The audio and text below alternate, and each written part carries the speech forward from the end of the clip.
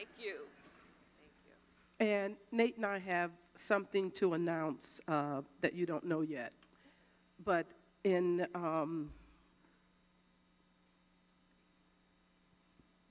announcing a new award at Ebertfest, the Icon Award, and the Maya Angelou Still I Rise is winning the first Icon Award at Ebertfest.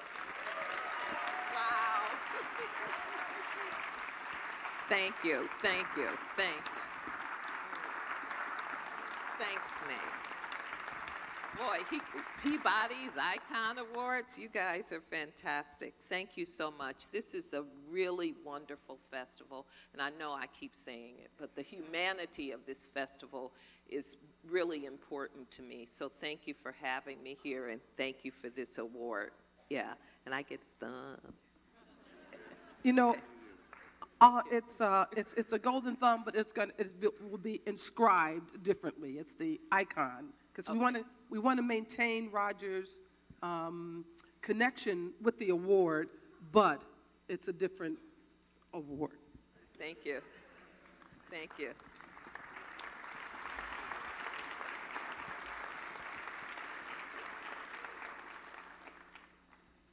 And we need chairs for a Q&A. And I think we're inviting, is Whitney Spencer here? Here, yes. She's going to come on stage to join us. And also, one moment. Oh, also Matt Zolerseis, our editor-at-large at RogerEbert.com.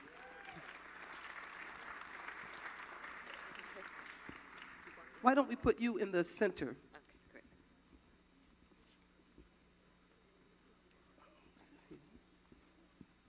I'd like you to sit next to her.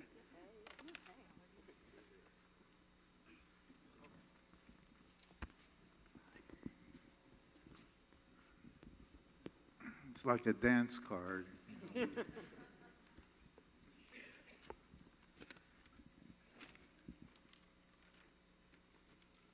I think you actually requested, she wanted the young person to ask the first question.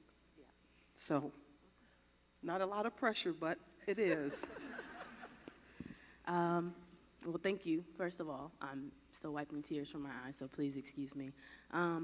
I was at the panel that you were on, was it yesterday? All the days are running together. But you talked about how important it was. I'm just emotional, sorry.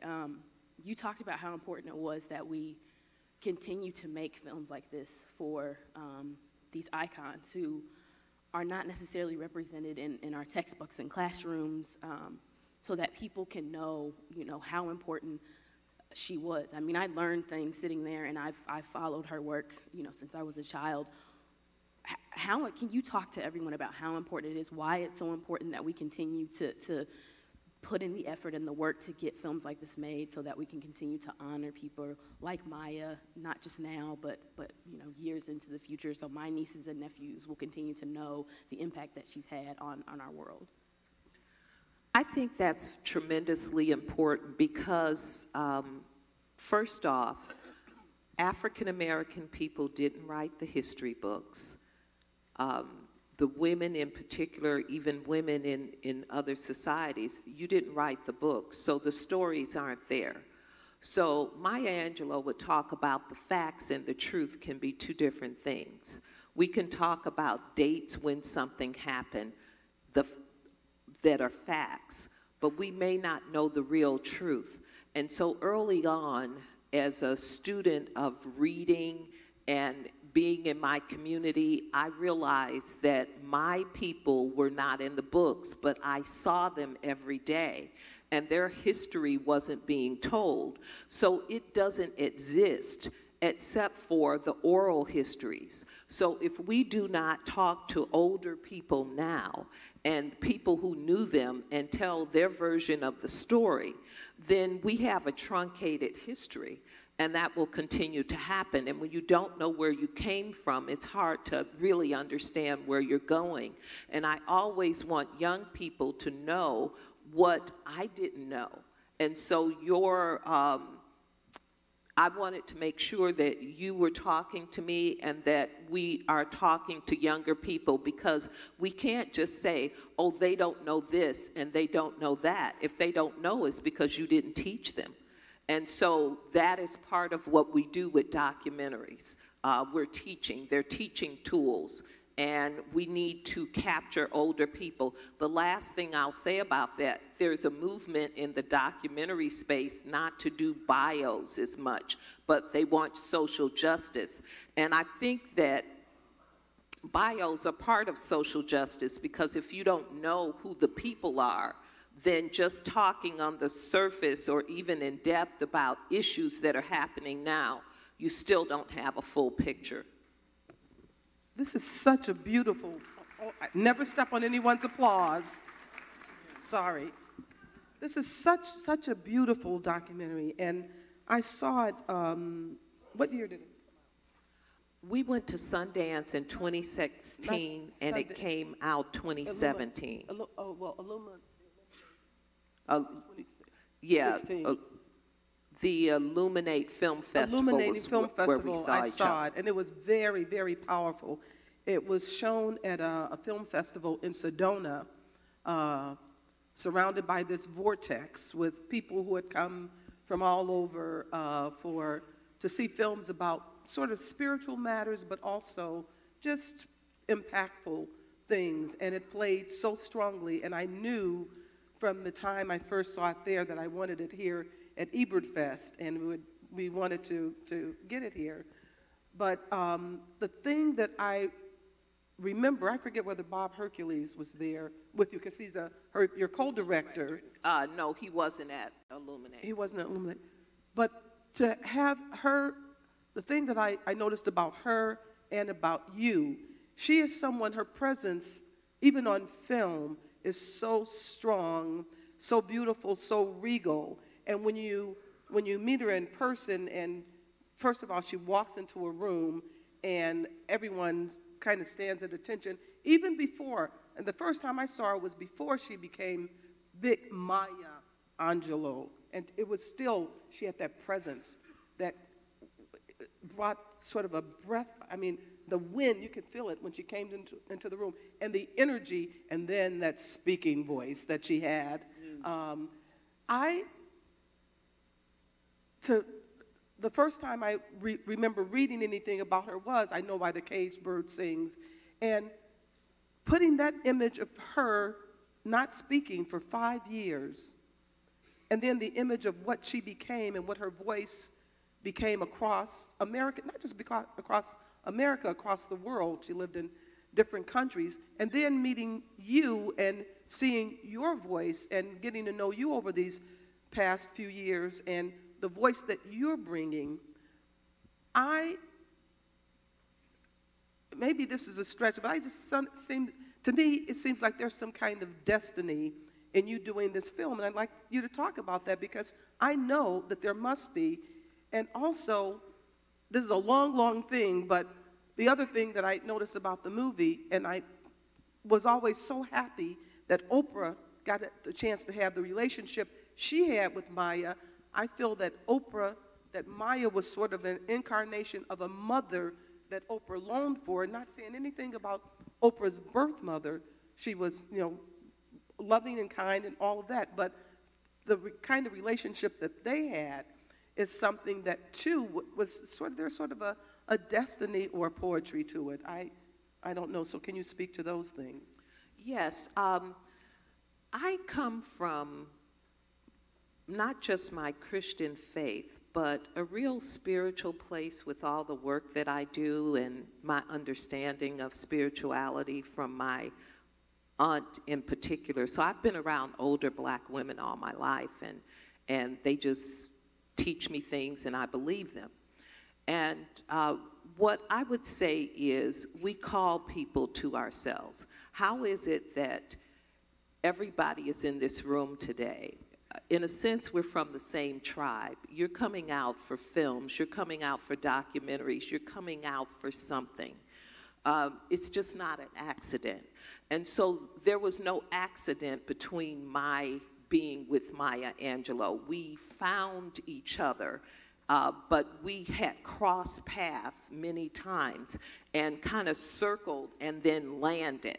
And so I interviewed authors for WBEZ Chicago Public Radio, Alice Walker, Shauna Sink Baldwin, Amy Tan, Maya Angelou, and I interviewed authors. I was one of 300 applications to become a radio interviewer for Oprah Radio.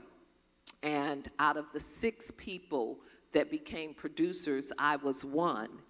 And as I sat around that table, the only black, the only female, as I sat around that table, no one wanted Maya Angelou as their host. They had all different reasons why. She was older. She was so close to Oprah, it was intimidating. And I'd been praying all night, I want her, and I thought I was going to have a fight about it. And I simply said, I'll do it. And they were like, and I was like, thank you. You know, so we called each other to ourselves. And then Oprah said, go down there. She's older. Don't take her to a studio to work with her. Go to her home. When I got to her home, she said, you don't need a hotel. You will stay with me. So for 4 years, from 2006 to 2010, I would spend 3 to 4 days a month in her home, on the road, in the home in Carolina, in North Carolina, or in Harlem. And so I got to know her. And that was one reason why, near the end of that time, I said I wanted to do a documentary on her life. And we had, by that time, built a trust. And I knew enough, I knew the family, I knew ways in which we could do that. And then Bob Hercules, my co-director, was thinking about a documentary at the same time and had a relationship with American Masters, and so we pulled that together. So I think we called each other to ourselves. I don't ever believe in coincidences. I believe in any room, if you are completely present there, you're going to get what you need, and people are going to get what they need from you. And that's all we have, is the authenticity of our moments together. So that's, I think, the first question.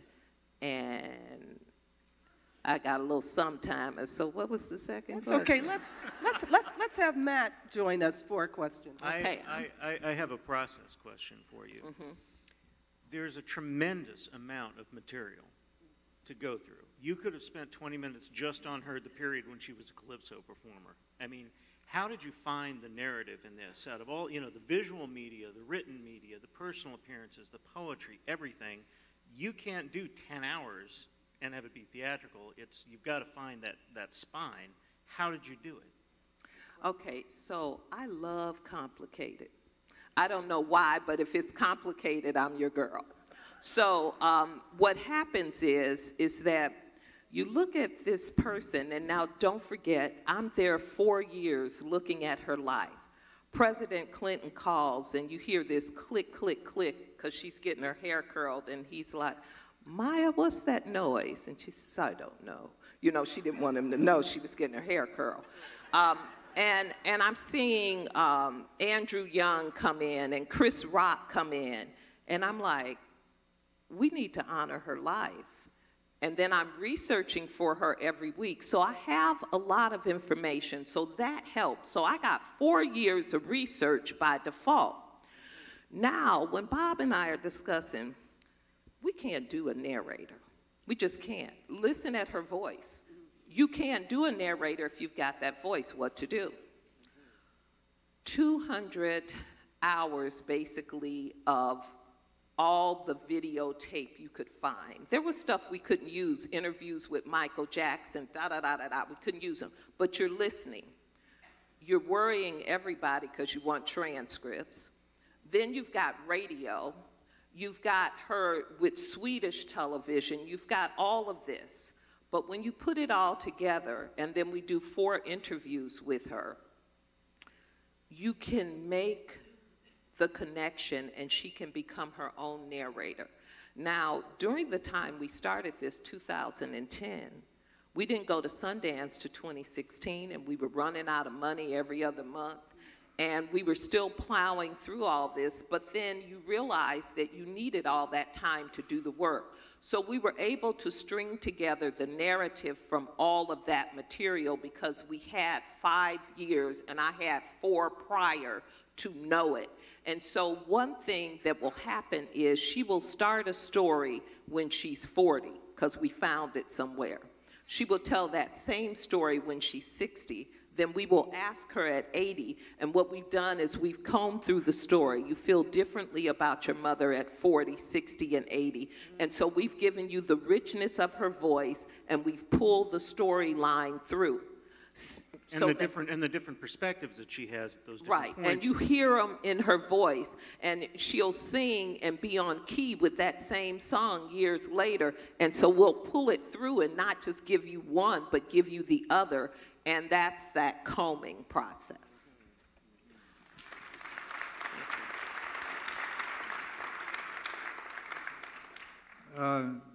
Watching this film, I got to thinking that, you know, we live our lives in chapters, some of our own making, some written by others. And her life has more chapters than the Bible. Can you talk to that? I mean, I know that your life has chapters as well, as does everyone. But it's a way of trying to make sense of our lives and trying to make sense of the world. And what do you think she would say about that? Well, I think that when she was in the middle of her life, she was just trying to get from one day to another and didn't realize that she was making history as she was making it. She was trying to take care of her son. She was trying to pay the bills. She was living in this post-traumatic stress that Black people still live in this country, and she was just trying to do that. And then as things happened, all of us have to get to that point where we're not looking behind us so much that we can't appreciate where we are. But as you get older, and I said this earlier, I call it going north, you get more of a bird's eye view. You can see more. You can see the trajectory more. And so I think that she didn't know that she was becoming a writer. But she had all that time to read. She had all that time to listen. So she was capable of 7 languages. Xhosa was one, the Click language. Italian was another. And so I would go with her places. We'd go to an Italian restaurant, and she would start, and people would relate to her. So she packaged all those chapters, and you're right. I mean, the Bible has 66, so I'm thinking she lived to be 86, and she went through the Jim Crow South. She was able to reconcile and forgive white people enough to marry 2 white men after what happened to Uncle Willie. She lived that, and then she became reconciled to her life at the same time. I had a follow-up question to the sorting process and the way the story arranges itself. You have a fairly substantial section of this documentary on Jean Genet's The Blacks, where Maya becomes a supporting character practically. Like she recedes and all of these other artists step forward, and it's almost a film within a film. Why did you decide to do that? What was the importance of that section? Well, whenever you're doing a documentary, not only are you trying to tell a truth that is very difficult because you're condensing somebody's life into 2 hours or 90 minutes, but people live in the context of their time. And so the Blacks was so important in that period of time because it said in one fell swoop something about theater, something about humanity, something about those individual people, and just like the relationship of Truman Capote and Harper Lee, that there were people around at that time doing art, and you looked at all those people before they were household names, and Charles Gardone and Cicely Tyson and all the rest of that. I think the Blacks was very important because it marked something that was happening in our history that blacks and whites were having to really deal with one another. And Cicely Tyson was so wonderful in the interview that we did with her, and that's another thing with the interviews. You're always looking for, what can this person tell me that nobody else can? And she was really able to give us the blacks as well as Lou Gossett.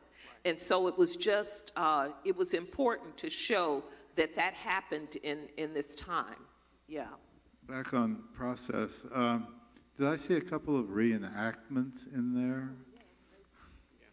Yeah, and I was in them too, yeah.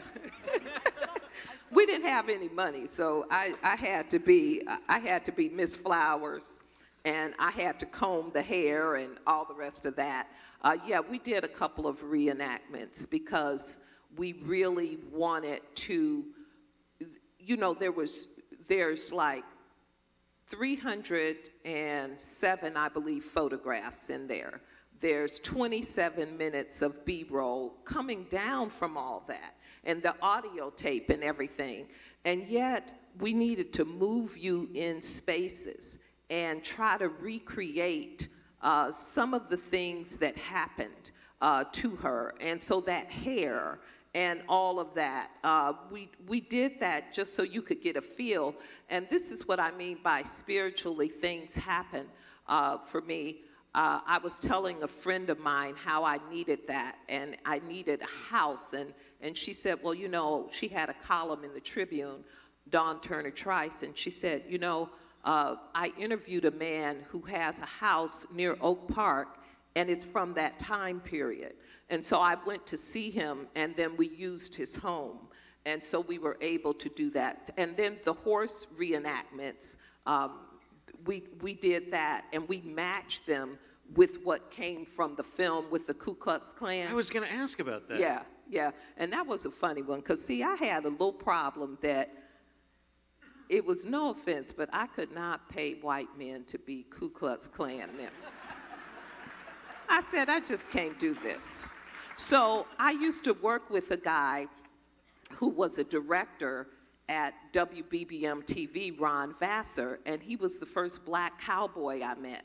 And you know him, and he was a cowboy. So I said, Ron, would you ask the cowboys you work with if they'll put on these Ku Klux Klan outfits? Because I just can't do this. And he says, okay, I got you. And then I had to sign things, because you don't just go rent Ku Klux Klan outfits. You know, people looking at you like, okay. And so we got the outfits. We had one woman riding. I was like, she's okay, let her ride. And so we did we had them ride the horses, and then they turned around and also became the mounted police. Can I just clarify something? How many people dressed as Klansmen were black? All of them but one white woman. And I said, put gloves on them. We don't have to see their hands, because, yeah. Yeah, that was kind of funny, but it wasn't in a way, so don't take that out of context. Yeah. I wanted to ask about the reenactments, too, because there's sort of a controversy. I think the world of documentary or nonfiction filmmaking is so interesting, and it's evolving. Steve James did a lot to help. Michael Moore did a lot to help. Before, it was all just talking heads and, some... And was a controversy at one point about using reenactments. When you made the decision to do the reenactments, it was because you had the material or because you thought there was a stronger way of telling the story? And where did you find that little girl's face that you used? Yeah. Let me just say one quick thing before that.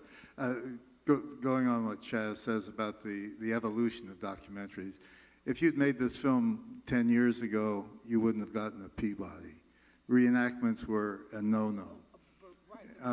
And if there was music in there, you wouldn't have gotten a Peabody. Documentaries have opened up, have become far more innovative and creative, and I think that's really a good thing. So anyhow, answer Chaz's question. I'm glad we didn't miss that Peabody, but you know, when you're working on these things, I feel like I just simply have to be guided. I can't really be concerned with what anybody is thinking, because you chase the story until the story starts to chase you.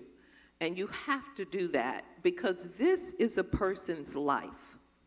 Every human being is so important, and if this person rose to whatever they did, you don't know what they had to do to get there. And so I'm just trying to do their life. And I thought moments of laughter needed to be in there. I thought moments of, you have to think about a little girl. This happened to her. When I read I Know Why the Cage Bird Sings over, she said one of the most important things that was most devastating to me happened when my grandmother had to endure these little kids showing their bottoms to her. So when I saw that that was that important to her, I said, how do I show that? And when we did a rough cut, it wasn't working at first. And so this is a lesson. When people tell you something isn't working, it doesn't mean you get rid of it. It means you need to work harder. And so when I saw that you couldn't understand that, I needed a little girl for you to understand that. And there was only that one picture of her as a little girl. And so we found this young girl from a little casting agency that was very small, and that worked. And we had that house, and we had her under the steps, and we needed I felt we needed the reenactment. Something else we needed, when she said that she was both a prostitute and a madam, and it was important for her to say that to young people. There was a point where it was suggested that we cut the section out because we didn't have any tape to cover, and there was no tape to cover the cuts. At which point I contacted someone who had researched for Eyes on the Prize and said, can you find me a tall, coffee-colored black woman looking distraught? And so you see that woman at the window, and then we slowed that down. I don't ever think that I want to tell the story. So you can't tell me that I can't find the pictures for it. I can find the pictures for it. I can create something. But what's most important is the important parts of the story that she would have wanted told. And so that's why we followed it like that. So in keeping with how important it was to think about empathy for Roger when it comes to films, I was amazed at the ways that she was able to talk to so many different people and empathize with them, especially the last story with Tupac, her not even knowing who she's talking to and empathizing with what he's feeling. Can you talk about, having spent time with her, what was that like to see, the way that she was able to connect with people and empathize with their stories, knowing she had been through so much, but to still have so much respect for even younger people's stories in ways that I think is really difficult for us to understand today? I think so, because I remember her telling me once that people of her age should be embarrassed to die, that they hadn't done enough for young people, that if young people didn't know, it was on them and they hadn't done it. She shared that ideology with Andrew Young as well. And I remember when I was sitting at the table when the reporter from the New York Post called to say the whole thing about Common. And I watched her reaction, and she told me, they will not separate me from him. Who he is today, he will be somebody different 20 years from now, and I know that, but I will be with him every step of the way. And so I think she had this compassion from everything that had happened to her, and she always wanted to help young people. She once wrote a poem that she gave to Essence, and Essence put it on the chairs at a conference. And it became a poem that everyone loved so much, but she had given it away, and it was about youth. And I'm forgetting the poem now. It was about youth. And then Target came in and paid her to be a part of something called Dream in Color, which is online. But that giving it out of the fact that youth need to know this, turned into something later. She never worried about that. She wasn't a businesswoman in that sense. She was just trying to give as much as she could because she knew people needed it. Again, I think it went back to being abandoned by your mother, abandoned by your father, taken in by a grandmother who could never really say, I love you, but then feeling that love and knowing how important it was to be. We have to open it up. We're getting the signal. We have to open it up to the audience now. So microphones, but while they're getting the microphones, go ahead and ask your question. I was going to say, what, in the totality of it, what did you discover about her that you didn't know going in? And also, what did you discover about yourself as a result of spending all of this time making this film? I think that Maya Angelou, for me, in a way, never got over being abused. I think that it looked like she did, but I think that that hurt was something that she always carried with her. And I would think if she were here today with the Me Too movement and all the rest of that, she would be so pleased that we're finding our voice. But she fought against it. And I'm always aware that when I'm in a crowd this size, that there are people here who have been abused, that these things happen to us. But the whole message that she had was keep going. Everybody's afraid. Everybody's had something happen. Keep going. I guess Harriet Tubman said, when you hear the dogs, keep going. When you hear the chains, keep going. Keep going. And I got strength from her to tell stories and to continue to know that I was on the right path of telling stories. And so I think that what I didn't notice, what I didn't know because I read the book was how much all of that was still with her. There would be times I would look at her and she would look exactly like that little girl. And I would know that she'd gone all the way back there at some point in her. Yeah. Microphone. We got a question to your right, over here. To the right. First of all, thank you and brava. I can't tell you how moved I am by this film and how much I've learned from this film and from being here at Ebertfest. Thank you. I know that you've been speaking to children. I was particularly moved by the segment in the film where Dr. Angelou was speaking to the young children saying, you can keep learning. This machine doesn't stop. And I know that you're addressing a lot of young people. I hope you'll speak to us a bit about that. And also, I'm very curious to know what they're asking. What do they seem to need now that this film is able to give them? Thank you. I think young people right now really need us to be as honest with them as we can be. They're afraid. This is a very hostile society right now, and it is simply that. It is not a loving society right now. And so I was at Urbana High School, and I talked to the young people there. They asked questions for an hour, and I was going to stay as long as they wanted me to because you never know what you're telling them, and you never know what they're going through. And those little kids in that class, they're in Stamps, Arkansas. I went to Stamps, Arkansas in 2017. It does not look that different than it did. People are moving out. The trailers are where people are living. And these people need hope. They really need hope as a young person to say, I can be a principal, I can be a school person, I can read a book, I can go somewhere in my mind. And that was the same thing with the kids at Urbana High School. They needed to know that they were going to be okay, that they need to just hang on in here, and that everybody's afraid, and that that isn't something to stop you, that you have to keep going.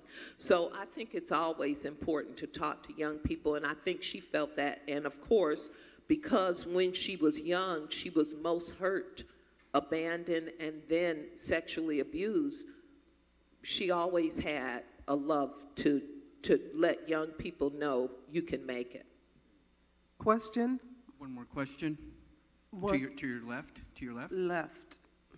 Hi, I'm very curious to hark back to what Matt said about the editing process. You clearly have lots and lots and lots you could have chosen from. Is there a particular moment or interaction that you could share that you had to leave on the cutting room floor? That was so hard. What was really difficult for me was to find the beginning of the film. And all the way to the end, I still didn't have the beginning until some footage from the BBC came through and she did that quote, you may encounter many defeats but not be defeated. In fact, it may be necessary for you to encounter defeat to know who you are. That brought it all together. And then here's how you edit. First, your editor functions as a writer, pulling things for you. Now you're looking at it, and what hits the floor is what is not about your subject. So people will say, what happened to Bailey? I'm very sorry about what happened to Bailey. Bailey became a heroin addict. But it was her story, so I couldn't put that in. Cut. Horrible.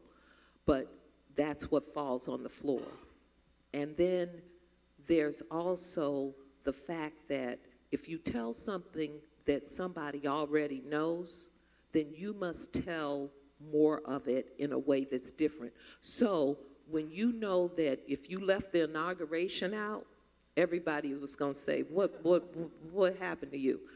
But when you put the inauguration in, you needed who? Bill Clinton to say why. And then you needed, what did that mean? Because people say they understand poetry. But so the rock, the river, and the tree. So you need to go down a few layers. And so that infuses you as to what it is. And there's this point where it's like jambalaya, but jambalaya is good. You know, and you're going like, we got to bring this together, and you just keep working at it. You chase the story again until it chases you. So she says in an interview, Rosa Guy's sister yelled, murderer, you go to your researcher. Nobody does anything in the United Nations that's not on a tape somewhere. Find that piece for me.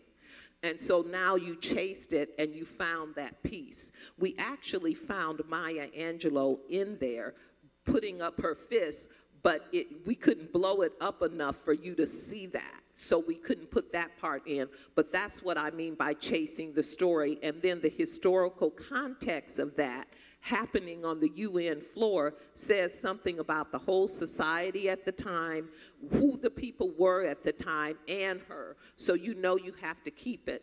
The things that we had to give up, as much as you don't like to edit makes things tighter. I don't have you forever. You're just not going to sit there for 4 hours. And so I've got to cut. And so I have to look at the cutting as an opportunity to make it more clear. The other thing is I'm going to listen to the film in another room and not look at it. And when I listen to it, if something takes me out of the story, I need to cut it, as married to it as I might be. Rita, I think you are just terrific. Yeah.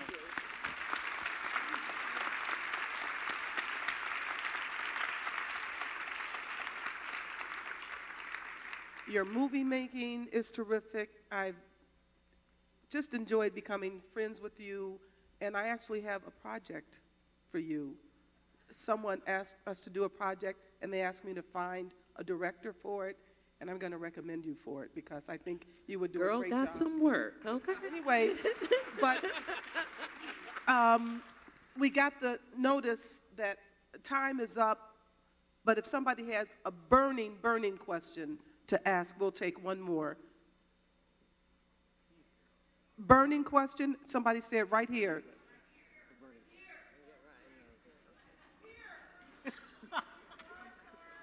Thunderdome. If you have a microphone, and it's a really good question, okay?